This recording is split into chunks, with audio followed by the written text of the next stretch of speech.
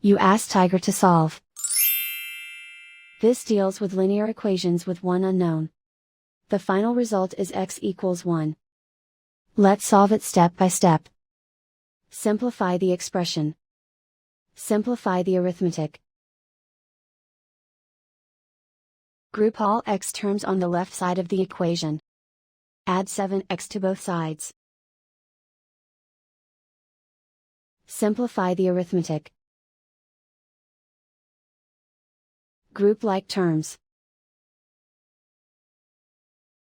Simplify the arithmetic. Isolate the x.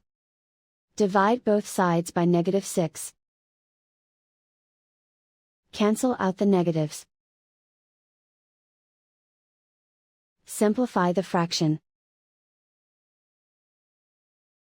Cancel out the negatives. Simplify the fraction.